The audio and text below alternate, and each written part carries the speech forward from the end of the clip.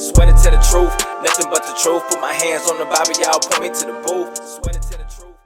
Yo, new season, new colors, new merch, new swag. Go over to Imago Day Apparel Shop and get in your bag with our latest gear. I promise you won't be disappointed. Rep the kingdom, I rock in his image. Every order and purchase goes into helping me bring you better content. And so every order and purchase is greatly appreciated. We thank you for the support, and as always, peace and love. And all your purchases, donations, giving, all that go to helping me bring you better content. So you are greatly appreciated. But what's going on, man? I got a good one for you all today, man. So we got Stephen A. and we got Patrick Bet David, who's talking about how LBJ, that's Lyndon B. Johnson, made Black Americans dependent on the government. Words out of his own mouth. I will have those niggers voting Democrat for 200 years. This was very educating for me. And so I said, yo, why not put this out for my people, my subscribers? We want to see better here. Then we got to understand the root of things and how it came about. So without further ado, let's tap in. I think things are so different today because okay, let's go back to, you've talked about this before, and I'll just kind of ask you, I think it's good for the audience if you want to go through it.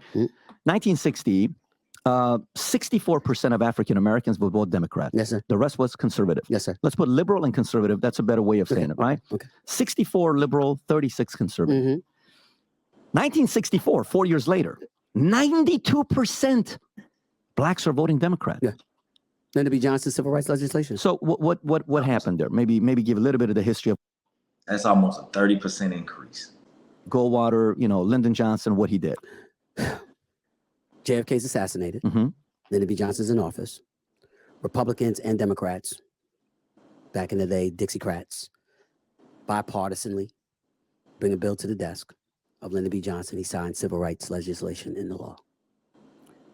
According to whatever reports you believe, Lyndon B. Johnson says, we bring this legislation, we sign this legislation into law, we'll have the Negroes voting for us for the next 50 years. Sure enough, that's what it was.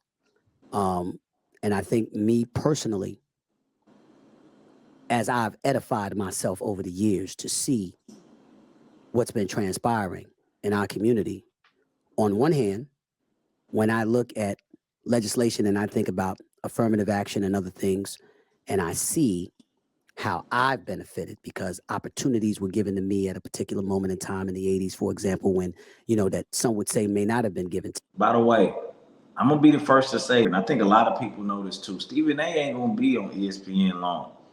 ESPN is under Disney, and he's starting to become woke to a lot of what's going on. He's starting to ask a lot of questions, and they don't take too kind when you start to ask questions. So, and to me, if I were not an African American or you didn't have affirmative action in a place and what have you, when you hear those things, you're trying to lean left because you're saying they're thinking about us, and like you said, those messengers from the Democratic Party are very profound. You've got Jimmy Carter in office, but the economy was so bad, so Reagan had to get him out of there. But you got Reagan in office from 80 to 88. You're looking at what transpired in his administration, good or bad, depending on how you think about it. But if you're not educated, what are you thinking? Did he care about black people? You're actually asking those questions if you're coming from the black community and you're not reading all the time. You're not educating yourself because you're literally trying to survive. And when that happens, ultimately it becomes habit. Your mama voted Democrat, your dad voted Democrat, your big sister, big brother voted Democrat. How could you think about voting any other way? And all of a sudden, those habits kick in, and then you get older and older, and you start seeing how it profoundly affects your life as an individual. And you're like, wait a minute. Like, for example, for me, when we go back to 2016, 2020, Hillary was somebody that I would not have mind seeing in office. In 2020, I can tell you right now, I would have voted for Kasich. In 2016, I would have voted for Kasich. I would have voted for Chris Christie. I would have voted definitely for those guys. And there's a plethora. I would have voted for Nikki Haley. If Nikki Haley was running right now, instead of Donald Trump, she would be getting my vote over the Democrats. I wouldn't hesitate because no matter what you think about those folks, they show you they know how to be an adult in the room. That's a far cry from where I was 15, 20 years ago. It would have been Democrat all day, every day. I don't think like that now. I don't think like that now. And I don't, and honestly speaking, I don't think anybody should. I don't think it's right to have any party affiliation with today's politics, because I don't think you can trust either side. I think you got to watch what they do, see what they do, and see what policies work best for you. And Mark Levin once said this to me, along with Dr. Michael Eric Dyson. He said, hey, man, most people vote their issues. They're not looking at, you can bring up immigration, the economy, right. Whatever issue is most near and dear to them, that's what they focus on. So you got a black community right now that'll look at Joe Biden. You know what they'll say right now?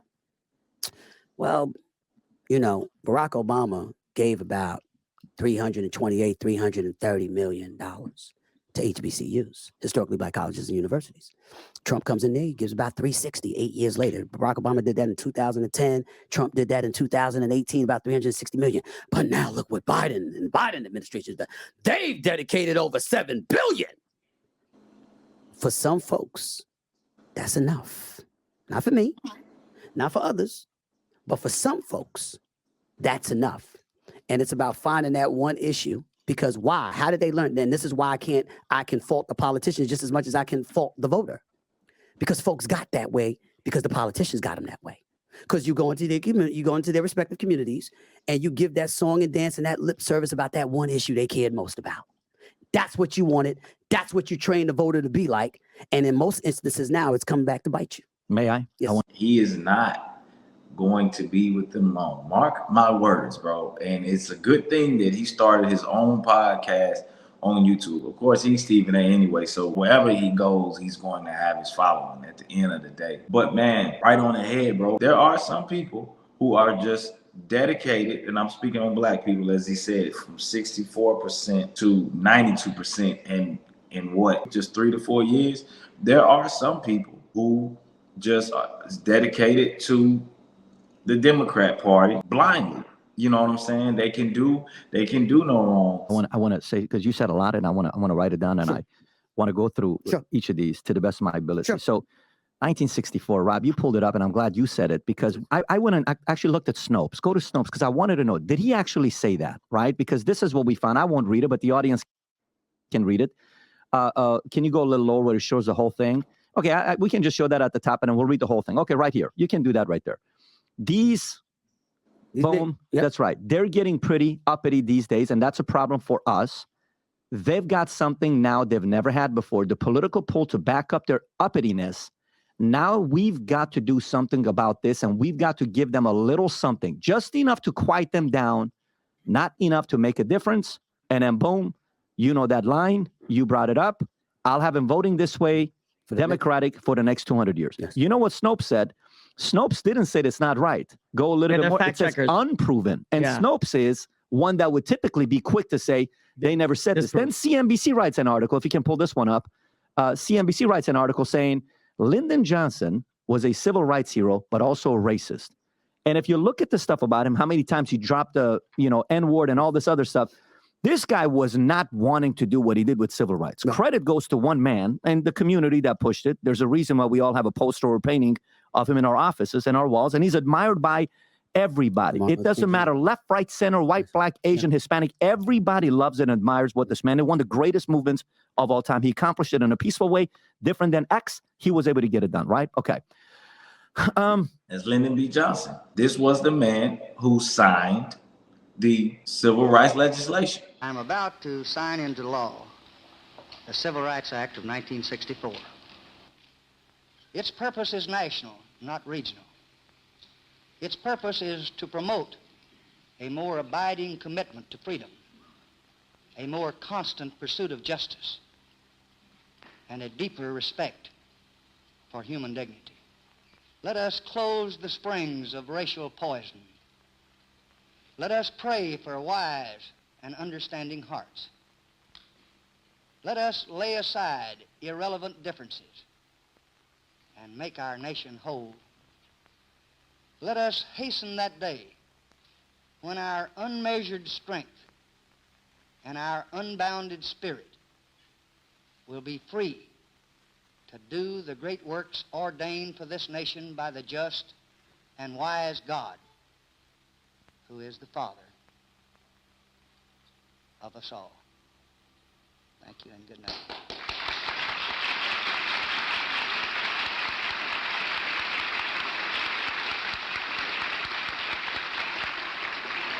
You had left-leaning websites, Lyndon B. Johnson's team or the Democrats team, let's say that, who said that what he said is unproven. And you have a lot of them that said that it's mostly true. So what's mostly true? That the man was a racist. Let's go back to what he said. These Negroes are getting pretty uppity these days, and that's a problem for us since they've got something now they've never had before.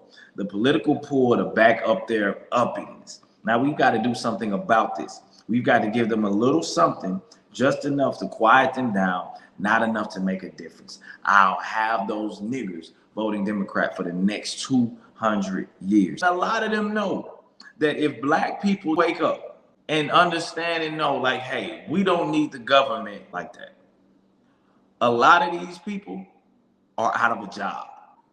Not enough to make a difference. And then boom, you know that line, you brought it up. I'll have him voting this way, Democratic, for the next 200 years. Yes. You know what Snopes said? Snopes didn't say it's not right. Go a little bit more. It says unproven. And Snopes is one that would typically be quick to say they never said this. Then CNBC writes an article, if you can pull this one up. CNBC writes an article saying Lyndon Johnson was a civil rights hero, but also a racist. And if you look at the stuff about him, how many times he dropped the N-word and all this other stuff, this guy was not wanting to do what he did with civil rights. No. Credit goes to one man and the community that pushed it. There's a reason why we all have a poster or painting of him in our offices and our walls, and he's admired by everybody. It doesn't matter, left, right, center, white, black, Asian, Hispanic. Everybody loves and admires what this man did. One of the greatest movements of all time. He accomplished it in a peaceful way, different than X. He was able to get it done, right? Okay. At that time, can you type in Civil Rights March? Just type in Civil Rights March, if you don't mind doing that. Just type in Civil Rights March and go to images, if you could do that. When you type in civil rights, click on that first picture. What do you see a lot of? Look at the way they're dressed. Yeah. Just look at the way, go to the bottom left picture, maybe that's got more people in suits. Bottom left. Bottom left. Look at the ties. Look at the suits. Tuxedos. Look at the tuxedos. Look at the bow ties. Wow. Pure class on the way it's being dressed. So Lyndon Johnson, War on Poverty, 1964. Do you know at the time, can you look up when Planned Parenthood came out? Maybe you look at, I don't know the exact year. When did Planned Parenthood come out? I think it was 71, 72. 70, what year is it? Go a little bit, Singer, whatever her name is, where he started the movement. Anyways, so you look at some of this data and you see that we went at the time when kids are being born, only 4% of kids in America, if you can pull up the stat, Rob, 4% of kids in America were born, in single family household. 96%, mom and dad. Yeah. Fast forward, we went from 4% to 41%. And by the way, it's even higher for African Americans. This is America. This is not African Americans. Percentage of children born out of wedlock, but African American is to the roof. That wasn't the case. You guys were always united, conservative. It's a good community, respectful, Bible Belt. When I was in the Army and my friends in the Army, I was hanging out when I would go see their families. I was afraid of their mothers. No, seriously. Your mother would have talked to me like I'm her son. And she would put me in my place. It was a different kind of a culture.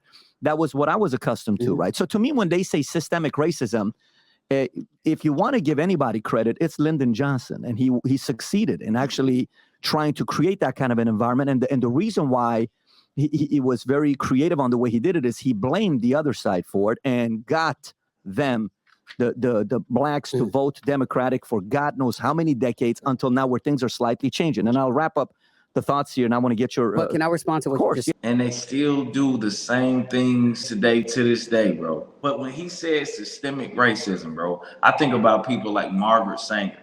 And I'm not one to typically get into this white power, white supremacist stuff, but I look at people like Margaret Sanger, who was literally the true definition of a white supremacist, who really wanted to take black people out, who really wanted to eviscerate our community.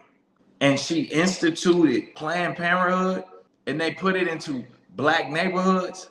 I'm gonna have as many babies as I can. And of course with the same woman, but I'm looking now for a reason to build the black family, because I know that somebody is trying to eradicate me. I know the foundation of Planned Parenthood, and I know it was to take my people out. So why would I want to stand for something, regardless of whether they say they changed their views or not, yo, the origin of how you started was to take my people out. I want you gone.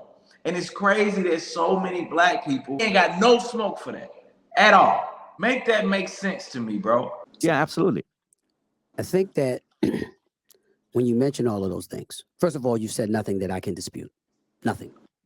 Because that's just factually correct, what you pointed out. And I think that the important thing to bring up when we bring that stuff up is that is exactly the reason why black folks in America have historically over the last 50 plus years had that divide with the Republican Party. Stay with me. What happened is, Patrick, you invite me onto the show and you talk to me. We're having this conversation. You show me facts.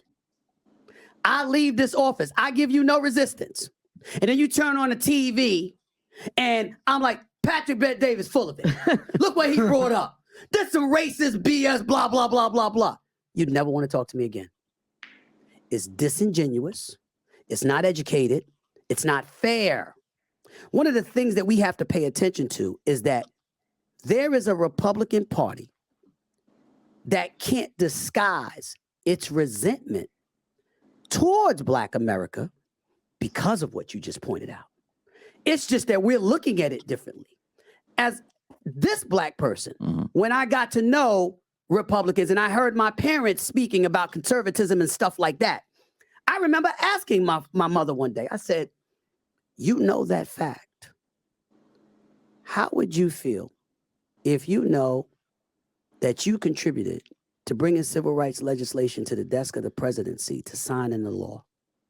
And that was ignored because the party that he represented, he made sure they got all the credit for what you played a role in bringing to the table that helped the African-American community, supposedly. And it was completely ignored. You'd lose our respect because you'd believe you're not educated enough. You're not putting forth your due diligence to know it wasn't just him, it was us. And his intent wasn't honorable. Ours was. I think that you have a lot of Republicans who are knowledgeable about that history that you just pointed out and the distaste that they have had for African Americans for a period of time at the very least emanates from that, from folks not knowing what role they play. When I listen to a Sean Hannity or Mark Levin and Andrew Wilkow and others talk about Black America's history and racism, they never fail to point out the Democrats played a huge, huge role in this, y'all. And the Black community lets them off the hook. They look at us. And there's a level of absolute frustration, palpable frustration that comes from that. I don't always agree with it, but I understand it, which made it easy for me to communicate with members of the Republican Party when they come to me and they want to talk about different issues. Because I'm like, I want to learn more. I want to hear this because you're not going to come to me and engage in demonization talking about the other side, in this case, the right. You're not doing that. What are your policies? What are you bringing to the table? Don't talk to me about them being racist because you know what else? You're asking me to assume you're not. How do I know you're not? I know there were KKK members that were in members of the Democratic Party that were on Capitol Hill. Robert Byrd of West Virginia, to name one of them. I know that for a fact. And so why are we to assume that just because you're a Democrat, you're on our side?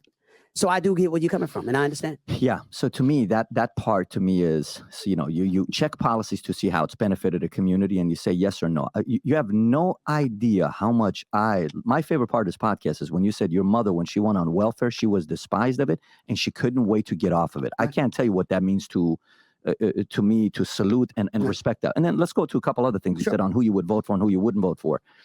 You said John Kasich. He was a centrist. I think he was an independent. I don't think he was a Republican, but I think he was centrist. I think he was a nice guy. I think John Kasich was a nice guy. He was a Republican governor. He was. Yeah, he was. Ohio. Yeah, yes. He was a nice guy. I think Christie, he's a fighter. I actually enjoy listening to Christie. I think he's a little bit, I'm aware. Yeah, and I was a little bit like, I think, I have some friends that were, part of Trump's camp. He fired him. And then there's a bitterness and, that's between them. I just watch it and say, you're not going to win being a bitter candidate. It's just not going to happen. You're not going to win that way. And, maybe that was it. It wasn't. It is what it is. Nikki Haley. So, for me, when I wasn't into politics, And I was purely business guy. Right. Like, I don't have time for this stuff, man. Right. I'm just going to go to business, make my money. My dad's going to retire 99 cents. That's a lot of people in this world. Yeah. I'm That's like, the I point. have zero desire for politics, right? Yeah. And then the bigger I got, I'm like, oh, you kind of got to study a little bit of politics on what's going on, right? Because like, why would I want to study politics? The taxes you pay is politics. Yes. Right? The policies in your community is politics. Homelessness is politics. Yes. The war that happened that wasn't safe is politics. All that stuff is, okay, I got to pay attention to it. So a Nikki Haley, very eloquent, incredible speaker, tough, Right. strong, good background, Right. you know, all of that. So now we're dealing with left, right, and then you have the anti-establishment, and the establishment. Okay. The anti-establishment is not Republican, like Kennedy's were anti-establishment. Okay. Reagan was semi-anti-establishment. Trump, definitely anti-establishment, right? Lincoln was anti-establishment. These are anti-establishment guys. Right. Establishment is the big families. You know, you see some of the guys that have been president multiple times. That's establishment. When somebody's part of the establishment, they're part of the same party. Okay. It's no longer like a left or right. Nikki Haley, to me, is part of the establishment. She's an establishment right. She's going to do what the establishment right's going to do. And in many of the states, she got all the Democratic votes. They were willing to vote for her. You know, some of the big money guys that are in New York, establishment guys are willing to give her the money. There you have it, folks. But yo, let me know what y'all think down in the comments, man. Like, share, comment, subscribe. Peace, love. I'm out. Swear to tell the truth, nothing but the truth. Put my hands on the Bible, y'all point me to the booth. Swear to tell